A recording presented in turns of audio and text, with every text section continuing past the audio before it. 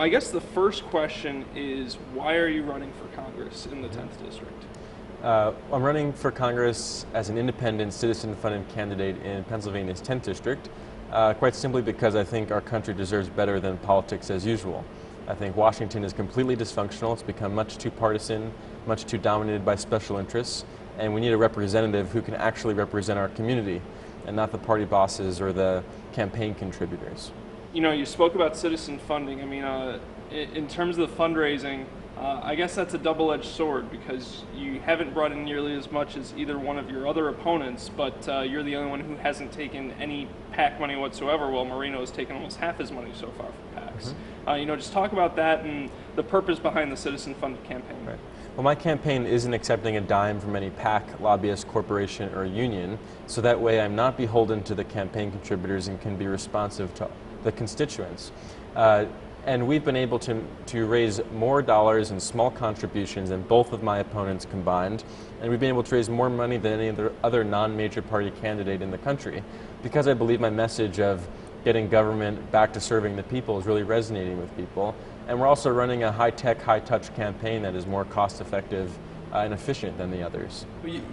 You talked about the raising more money than any independent candidate in the country. Your campaign has received a lot of attention from the national media. There was the Washington Post profile, a couple segments with Fox. Just talk about why you think your message is resonating, I guess, with the national media nationwide. Well, I think our campaign is capturing the attention and imagination of not just the people of the 10th District, but of the whole country, because this is the way that politics is going to be done in the future, I think. It's going to be less dependent on the old two parties and the old ideas, and more open to new people and new ideas who are running outside two parties that are completely failing our country right now. Dissatisfaction with Congress is the highest it's ever been. Desire for a third option is the highest it's ever been. So I think this is the year where we can really see a candidate like me succeed at the polls. A lot of people say, well, what does he know? What does he bring to the table? So what do you bring to the table from, in the eye of the youth? Right. Well, I think we have the oldest, well, I should start over and just say, we have the oldest and longest serving Congress in our history right now. So if there ever was a time for new ideas and fresh blood, I think it's now, and that's what my campaign is all about. I've spent the past few years working on federal budget issues very closely with Erskine Bowles and Alan Simpson, who co-chaired the National Fiscal Commission. And I started an organization that helped raise awareness about the national debt around the country, and I was instrumental in getting a piece of legislation written and introduced in both houses of Congress called the Inform Act to increase transparency in our federal budget, and it's been endorsed by over 1,000 economists. So I've been a part of the policymaking process, I've seen it up close, I've seen how we can do better, and my campaign is really about reimagining how politics can be done in the 21st century to better serve the people. I was, looking at your website, and you said your family is very apolitical. What got you involved in politics, especially at such a young age? I traced my involvement in politics back to the second grade when I joined my student council. It was really the experience in student government that gave me a deep appreciation for what it means to be a member of a community, what it means to work together to get things done, to leave your community better off for those who follow you. And I began to see my community more broadly as the place where I lived, my state, and eventually my country. I was lucky to participate in a program called Boys State, which the American Legion runs as a civics program. That's what inspired me to go study American government in Washington, where I got my master's degree from Georgetown University.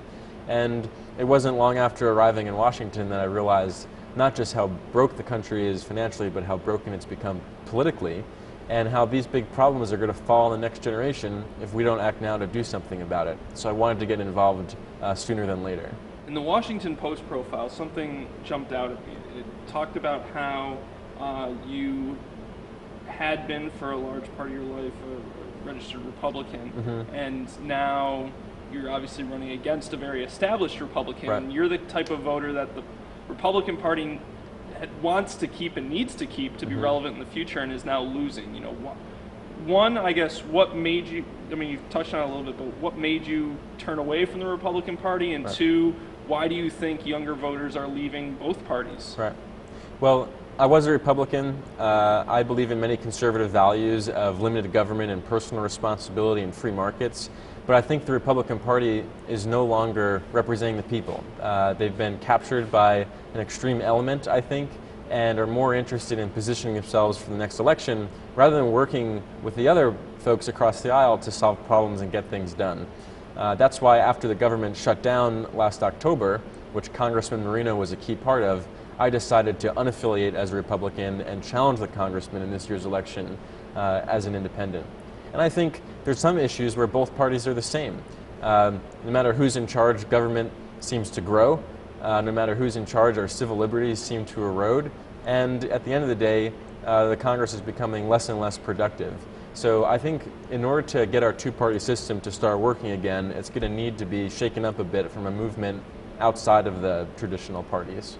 You just want to kind of name off some key issues, and Sure. you can just, give me, I guess, what your thoughts on them are. So you've mentioned it, so we'll start with national debt.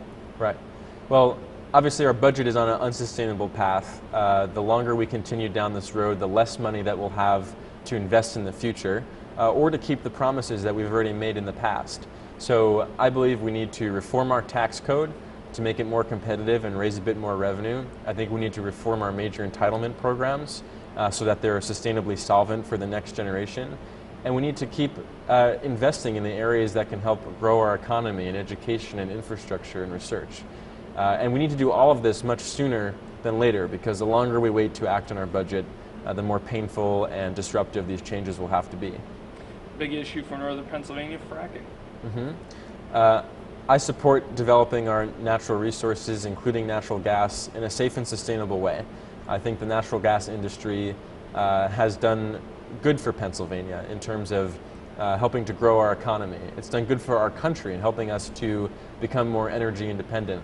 And it's doing good for our environment because it's lessening our dependence on dirtier sources of fuel. But I believe that the fracking process has to be regulated in a way that protects our drinking water, our clean air, and also that our local economy can sustain itself beyond the sort of boom and bust cycles of the industry that we've seen. Obviously a big one in Congress, as we've seen a number of times, which has contributed to the dysfunction that you've talked about, Obamacare.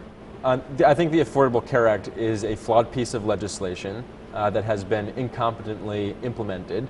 I think it accomplishes some good things, including extending health insurance to many Americans who didn't have it, making some good reforms to the insurance industry, like being able to get insured even if you have a pre-existing condition. But clearly it spends too much, and it doesn't allow the kind of choice and competition in our marketplaces I think most people will want to see. So I think our focus has to be on repairing the law to contain costs and increase choice, and reduce the role of the federal government in our healthcare decisions, than a distraction, which is just single-minded focus on repeal, because it's not going to happen. And that's where I think both parties can work together to make sure that we have a healthcare system that can not only save our country money, since it's one of the most expensive in the world right now, but also focus on improving outcomes for people. Well, one of the issues I'm campaigning on as well is campaign finance reform. Our congressman, Tom Marino, is being bankrolled by special interest PACs outside of our district. More than 2/3 of his funding is coming from these groups that have an interest in the legislation that he's been authoring and sponsoring in Congress. We released a report called Pac-Man Marino that shows 56% of his PAC money, at the very least, has come from corporations that stand to benefit from legislation he's written. That's why my campaign is entirely citizen-funded. That's why I think we need to change our system of how we fund campaigns so that our members of Congress are actually working for the people rather than spending a good chunk of their day dialing for dollars and having to repay favors to the folks who've been contributing to them. So throughout the month of July, we are on tour throughout the 10th District with a 1981 DeLorean, and we're calling it the Back to the Future Tour. And our goal is to meet as many voters as we can to ask for their signatures to help get my name on the ballot. We need to collect about 3,600 signatures by the end of the month in order to do so. So the car is on loan to the campaign, and the reason why we chose Back to the Future is because I believe we need to get back to a politics that serves the people in order to save the future of our country. And there was a time when both parties worked together to get things done, and we need to return to that time because we know that we have large and growing challenges facing the country, and a political system that doesn't seem to be able to do anything about it right now. This is the entire 10th district. I'm from right here in Milford, Pennsylvania, and our campaign is based in Williamsport. And every day during the month of July, we are in a different county to do a meet and greet with the voters in the area, and also to participate in some existing events that are happening in these counties. And what has the response been when people see you pull up here with a DeLorean that obviously was made iconic by the Right. Back to the Future movies?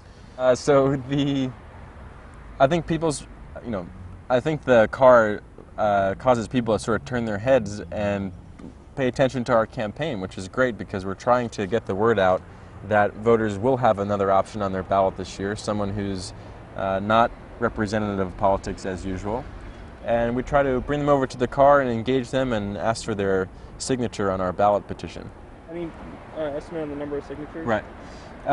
So we have collected more than the legal requirement of 3,600 signatures so far, thanks in part because of the tour. And we're going to be down in Harrisburg on Wednesday to announce our total and to turn those signatures in to the Bureau of Elections to get certified on the ballot as the first independent candidate to ever make the ballot in the 10th District of Pennsylvania.